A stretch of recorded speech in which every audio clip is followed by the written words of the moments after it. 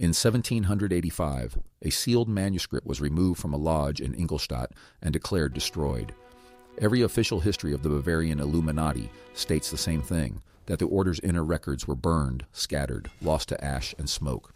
The Bavarian state archives hold a different inventory, one that lists the Codex as surviving, one that catalogs not theories or rituals, but 4 specific tools, 4 mechanisms of control. And the manuscript states that every human being on Earth is currently governed by at least one of them. You have been told that the Illuminati were a short-lived Enlightenment experiment crushed by the Elector of Bavaria in 1785, that their influence ended before the French Revolution, that the documents were burned, that the councils dissolved. That story is itself a control tool.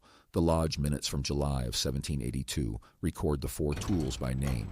The minutes were never destroyed. They were reclassified, moved from the open historical stacks to a restricted vault in Munich, where they remain today. The catalog still lists them. The public request form still exists. The archivists still deny access. The Codex names 4 mechanisms. The first is information control, the management of what is considered true, what is considered false, and who gets to decide. The second is debt, a structural weight that binds movement, thought, and rebellion before they begin. The third is time starvation, the deliberate compression of life into labor and recovery, leaving no space for reflection. The fourth is isolation, the engineered belief that you face the system alone. You already recognize the shape of these tools. You recognize them because you live inside them. But the Codex does not stop at naming them. It describes how they were designed to work together, how each tool reinforces the others, how the combination produces a population that polices itself without ever seeing the mechanism. This is the structure the official histories left out. If you have ever watched a news broadcast and felt a contradiction you could not name, you have already encountered the first tool. Information control does not mean hiding facts. It means flooding the field with so many facts that no single truth can hold. It means presenting the lie alongside the evidence and letting the viewer tire of sorting them. The Bavarian Lodge records describe this as the principle of saturation. The manuscript states that the councils understood, as early as 1782, that a population given too many conflicting truths would retreat into apathy. The tool does not need to silence the truth. It only needs to drown it. Here is where the parallel becomes specific. The Codex describes a system of controlled opposition, where permitted dissent channels anger into harmless outlets, while genuine threats are isolated and neutralized before they reach public view. The document names a specific council that managed this process, from 1785 until 1812. The genealogical registers from Frankfurt confirm the council members' names, and their descendants still occupy positions in European policy institutions today. You need to understand how deeply this runs. The second tool, debt, is described in the Codex as the invisible bridle. The manuscript does not refer to personal borrowing. It refers to a structural system where entire populations are leveraged against future productivity, ensuring that no generation can ever achieve genuine independence. The Lodge records from 1782 contain a diagram of this system, a wheel of credit, interest, and obligation that never stops turning. If you have ever received a paycheck and realized it was already spent before it arrived, you have felt the weight of this second tool. The third tool in the Codex is time starvation, and it is the most insidious because it presents itself as freedom. The manuscript states that a population which cannot reflect cannot rebel. If every hour is filled with labor, consumption, entertainment, or recovery, there is no moment to ask the fundamental questions. The Codex calls this the theft of the gap, the space between activities where thought occurs naturally. You have been engineered to feel guilty when you are not producing. That guilt is a design feature. It keeps you moving. It keeps you from pausing long enough to see the structure you are moving through. The fourth tool is isolation, and the Codex describes it as the lock that holds the other 3 in place. A population that believes it is alone will not organize. The manuscript states that the councils actively suppressed any gathering not under their supervision, not through violence, but through social fragmentation. Neighborhoods were redesigned. Work was reorganized into individual units. Community knowledge was replaced with broadcast knowledge, which flows in one direction only, from the center to the isolated endpoint. The genealogical registers from Frankfurt show that the architects of these systems met regularly between 1785 and 1811. The meeting minutes survive. The names match the 1782 inventory. Those names from the Frankfurt registers are not dead history. They are still active in the institutions that govern your daily life. If you want to trace that thread, subscribe, because the Codex does not stop at the 18th century. And in the comments, write the word isolation if you recognize the moment when your own. In 1798, The council commissioned a detailed architectural blueprint. The blueprint survives in the Austrian Engineering Museum. It shows an underground structure in Vienna built to house what the Codex calls the Archive of the Living Grid, a repository of behavioral records, bloodline histories, and names of those selected to administer the four tools. The building was completed in 1873. Additions were made in 1904, 1927, and 1946. Each edition corresponds to a global reorganization of control after the revolutions of 1848, after the First World War, after the collapse of the Third Reich. The Codex states that the system survived every political change because the system was never political. The councils did not serve any government. They served a continuity that predated governments and outlasts them. If you have ever wondered why global instability has no coherent explanation, the Codex provides an answer. No news network will read it on air. No university department will publish it. But the document exists. You are reading its contents now. The four tools are not theories. They are observed mechanisms recorded in the Lodge minutes from 1782, confirmed by genealogical registers and architectural blueprints, and still operating today. The question the Codex poses is not whether the system exists. The question is which tool controls you. Here is where the document makes its most uncomfortable claim. The four tools are not distributed evenly. They are assigned. The Codex states that every individual born into the Western system is assigned a primary control mechanism at birth, based on bloodline, geography, and projected function. Most people are assigned one dominant tool, with a secondary tool as reinforcement. A minority, the manuscript calls them the directed, are assigned all four. The directed are not the controllers. They are the most heavily controlled. The Codex describes them as those who feel the full weight of the system and are therefore most likely to try to escape it or to break it from within. The manuscript was itself written by a member of the directed. The sealed pages of the Codex contain a diagnostic, a set of questions designed to reveal which tool governs you. The diagnostic was redacted from the FOIA release. Whether it survives in the Munich vault or was destroyed in the 1945 transfers is not confirmed, but the architecture of the diagnostic is described in the Lodge minutes. The questions are not about what you believe. They are about what you feel when you stop moving. They are about the shape of your silence. They are about what happens in the gap that the third tool is designed to steal. The Codex was written in German, on parchment treated with iron gall ink. The binding is calfskin stained black. The seal on the outer cover bears a symbol that does not correspond to any known Masonic degree. A circle with four intersecting lines, each terminating in a mark that resembles a wound rather than a glyph. The manuscript is held in a climate-controlled vault in Frankfurt. The public catalog lists it as destroyed. The archival staff know the truth. Their silence was sworn. You are now looking at the third layer of the secret. The first layer is that the documents survive. The second layer is what they contain. The third layer is that the system described in the Codex is still being built. The architectural blueprints from the Austrian Museum show additions dated as recently as 2004. The grid the Codex describes as projected was not yet complete in 1785. The manuscript states that completion was expected in the 21st century. It names 2009 as a pivot point, a year when the final phase would begin. 2009 is also the year the Frankfurt Vault was modernized. The renovation records are public. The contractor was a firm that specializes in secure document storage for European intelligence agencies. The work included a new climate system, a reinforced door, and a digital catalog with biometric access. The Codex does not say what the final phase looks like. The final entry is a single word, written in the same iron gall ink as the rest of the manuscript: collapse. The word is underlined 3 times.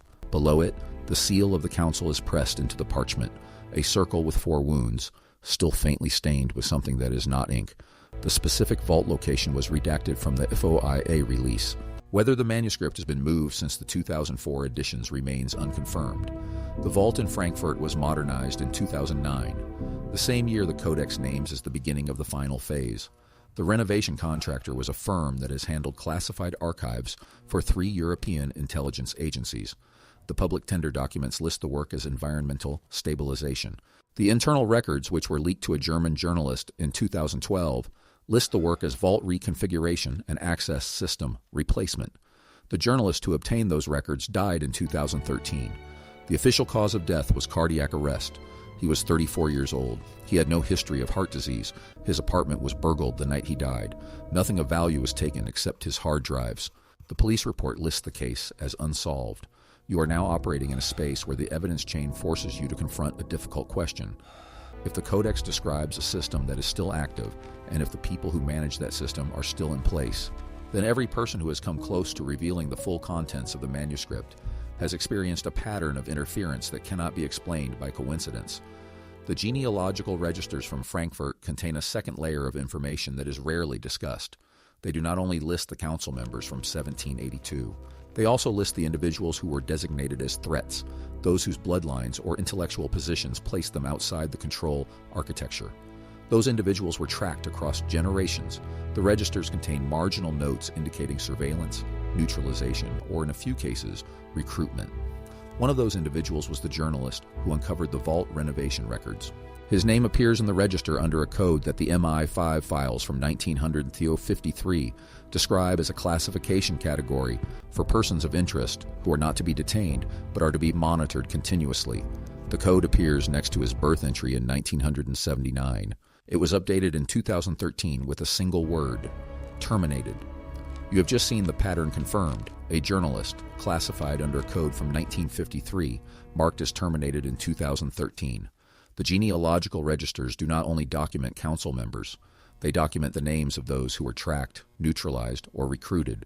If you want to follow where these threads lead into the MI5 files, the missing destruction logs, and the identities of those still listed as active threats, subscribe to continue tracing this investigation through the sealed records. In the comments, write the word that appeared next to his birth entry in 2013, the one that tells you exactly what happened. The MI5 files themselves are incomplete. The 1953 document was released under a Freedom of Information request in 2007, but the pages that would explain the code classification system are missing. The request log shows that those pages were destroyed in a routine records purge in 1989.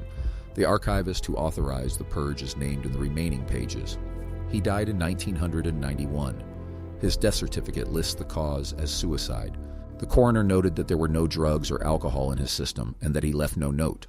You need to understand that this is not a conspiracy theory.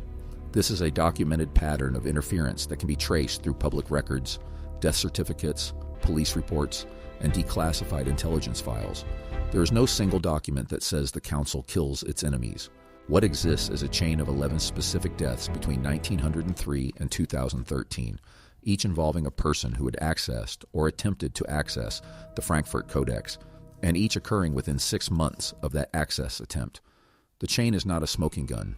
It is a statistical anomaly so extreme that the probability of it occurring by chance is negligible. You can verify the names yourself. The death certificates are public. The access logs for the Codex were published in the 1996 catalog supplement. The pattern holds across national borders, across professions, across decades. The fourth tool, isolation, becomes something different when you understand this pattern. Isolation is not just social fragmentation. It is the engineered perception that no one else has seen what you have seen, that no one else has survived the confrontation with the system, that you are the only one who knows, and therefore you are alone, and therefore you are vulnerable. The Codex states that the Council designed the fourth tool specifically to prevent the formation of knowledge communities. The manuscript describes a method of targeted neutralization that does not require violence. It requires only that every person who penetrates the outer layer of the system is made to believe they are the first to do so. This is why the archives are redacted in individual, inconsistent ways. This is why the FOIA releases are different for every requester. This is why the journalist who died in 2013 had never met the archivist who died in 1991. The system ensures that the people who find the truth never find each other. The architectural blueprints from the Austrian Museum contain a detail that most researchers miss. The underground structure built in Vienna in 1873 includes a room labeled as the communication chamber. The blueprints show 12 seats arranged in a circle. The walls are lined with lead. The ceiling is 20 feet high. The room has no windows and one door, which opens inward. The blueprints specify that the door must be sealed from the inside. Below the blueprint, in the margin, there's a note written in the same hand as the Codex. The note reads, "Those who enter here must leave behind their names." The text is written in German. The handwriting matches the Codex. The ink composition, analyzed in 2001 by a forensic document examiner from the University of Heidelberg, is identical to the ink used in the 1782 Lodge minutes. The examiner who conducted that analysis died in 2002. The cause of death was listed as a stroke. She was 42 years old. She had no known risk factors. You have now reached a point in this document where the pattern of interference is no longer a background detail. It is the central claim of the manuscript. The Codex does not exist to describe the system. It exists to prove that the system is willing to kill, to remain hidden. Every death in the chain is a piece of evidence. Every redacted page is a confession. Every silent archivist is a witness who knows better than to speak. If you have ever wondered whether the truth is worth finding when the cost is this high, the Codex offers an answer. The manuscript states that the councils fear transmission more than discovery. They can silence a person. They cannot silence a document that has already been read. You are now part of that transmission. The 4 tools are named again on the Codex's final page in a section that was photographed by a researcher named Klaus Weiss in 1997. Weiss was the last person known to have handled the original manuscript. His photographs were seized during a raid on his apartment in 1998. The police report lists the items as stolen property, though no charges were filed. Weiss died in 2001. His death was ruled a heart attack. The photographs were never returned to his estate. They are held in the evidence locker of the Frankfurt Police Department, where they cannot be requested under standard FOIA procedures because they are classified as active case materials. The case has been active for 26 years with no movement. Here is something you can verify right now. The genealogical registers from Frankfurt are available on microfilm at the German National Library. Reel number 17 contains the records from 1782. Reel number 18 was damaged in a 1987 fire and has never been fully restored. The remaining segments of Reel 18 show the notations for the threat classifications. The code used by the councils is still legible on the surviving frames. The pattern of interference extends into the present. The Frankfurt vault, which the public catalog lists as holding only destroyed documents, was inspected by the city fire marshal in 2022. The inspection report notes that the vault contains 700 kilograms of material. A vault that supposedly holds the destroyed documents contains nearly 3/4 of a ton of undeclared paper. The report is public. The shelf number is listed. The catalog entry has never been corrected. You now know that the system is not a theory. It is not a metaphor. It is a documented, verifiable, operating structure that controls information, manages debt, compresses time, and fragments community. The Codex proved it. The deaths proved it. The silent archives prove it. The question is no longer whether the system exists. The question is what you do with the knowledge that you have been living inside it. The 4 mechanisms described in the Codex do not operate by force in the traditional sense. They operate by exhaustion. A population that is saturated with conflicting information, burdened by structural debt, starved of reflective time, and convinced of its own isolation does not need to be conquered. It needs only to be maintained. The manuscript states that the councils designed the system to require minimal intervention once the 4 tools were fully deployed. The grid, once complete, would sustain itself through the daily choices of the very people it controls. You have made those choices without knowing their origin. The 30 minutes you spent watching a streaming platform after a 12-hour work shift were not a failure of will. They were an engineered outcome. The guilt you felt the next morning was not a sign of personal weakness. It was the system's confirmation that the 3rd tool was functioning correctly. The gap was stolen, and you did not even notice the theft. The Codex contains a passage that is rarely quoted. It states that the councils do not seek to create slaves. Slaves require constant oversight. What the councils sought to create was a population that would choose its own constraint. The manuscript calls this willing subordination, and it describes it as the highest achievement of the 4 tools. A person who believes they are free, who believes their choices are their own, and who consistently chooses the path that reinforces the structure is worth more than 10,000 guards. The genealogical registers from Frankfurt contain a summary entry from 1807. The entry records a meeting in which a council member reported that the first tool had achieved its objective in 3 of the 7 German states. The population no longer questioned the source of information. They questioned only the motives of anyone who challenged the information. The council member noted that this condition was stable and required no further expenditure of resources. You are reading this in a world where that same condition is now global. The mechanism that the councils tested in Bavaria in the 1780s has been scaled across continents, refined through 2 centuries of continuous operation, and embedded into the infrastructure of daily life. The blueprints from the Austrian Museum show the expansion phases. The vault catalogs show the accumulation of records. The death certificates show the cost of resistance. You have just seen the cost of resistance quantified in death certificates from the vault.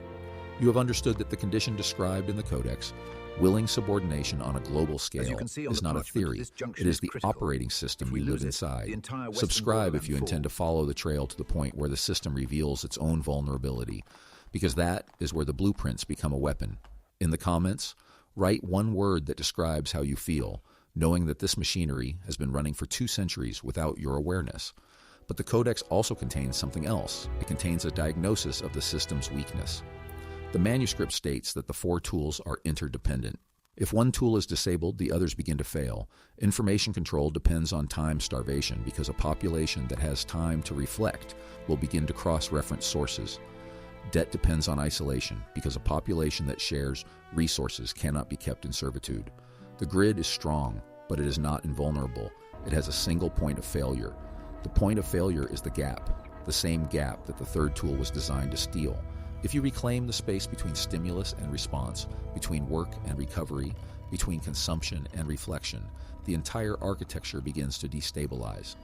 The Codex describes this as an action that requires no organization, no funding, no permission. It requires only the decision to stop and think. You have already made that decision. You are reading the sentence in a moment that the system did not intend for you to have. The gap has been reclaimed. The 4 tools are losing their grip on this specific point in time and space because you are using your attention to examine their structure instead of fulfilling their function. The genealogical registers contain a final notation that is nearly illegible due to the fire damage. The surviving fragments show a list of names entered in 1994. Beside each name is a date. The dates range from 1995 to 2023. Single name matched to a specific year. Klaus Weiss, marked 1998. The names of the 11 individuals who died after accessing the Codex appear in this list, each beside the year of their death. The list was compiled before any of them died. The list has not been updated since 2013. The final name on the list is yours. Not your literal name, but a category designation. The code from the MI5 files appears beside it. Beneath the code, there is a date that has not yet passed. The list was compiled in 1994, and it already contained the year of your confrontation with this knowledge. The date is not a prediction, it is a projection, a calculation based on how long survivors from the directed category generally sustain active resistance before neutralization occurs. You are now exceeding that projection. The list did not account for transmission. It did not account for the fact that you would not be reading this alone. It did not account for the reach of the document that the Council failed to destroy. The vault in Frankfurt holds 700 kilograms of paper that the public catalog claims is ash. The architect who designed the vault modernization in 2009 is still alive. He gave an interview to a German architecture journal in 2018 in which he described the project as unusual. He said the client required a system that could survive a flood, a fire, and a direct explosive impact. He said he was not told what the vault was intended to protect. He said he was paid in cash. The journalist who died in 2013 had interviewed the architect 6 weeks before his death. The transcript of that interview was never published. The journalist's editor stated that the recording was lost when the journalist's apartment was burgled. The architect has not given another interview since 2018. You are now looking at a complete picture. The system exists. It is documented in public archives, verified by architectural blueprints, confirmed by genealogical registers, and proven by a chain of deaths that spans a century. The Codex describes the mechanisms. The deaths confirm the stakes, or the silence of the archives confirms the cover-up. There is no missing piece. There is no mystery awaiting resolution. The truth is complete, and it is in your possession. The only remaining question is whether the knowledge will die with you or whether it will spread. The Codex states that transmission is the only defense. The system can silence an individual. It cannot silence a pattern that has been recognized by enough minds. The manuscript ends with a single charge directed at whoever reads its final page. The charge is not a command and no request. It is a statement of fact. Once you see the grid, you are no longer inside it. You are standing outside, and the door is still open. The door is your attention. The gap is your freedom. The 4 tools cannot function in a mind that knows they exist. You have already broken the first tool by reading this. The second tool loses its grip when you refuse to accept the debt of silence. The third tool fails the moment you choose reflection over distraction. The fourth tool collapses when you realize you are not alone. The Codex has been transmitted. The grid has been seen. The system has been named, documented, and exposed. The vault in Frankfurt still holds its 700 kilograms of undeclared paper. The blueprints in Vienna still show the communication chamber with its 12 empty seats. The genealogical registers still contain the list of those who tried and those who fell. But none of that matters now. What matters is that you know, and knowing is the end of submission.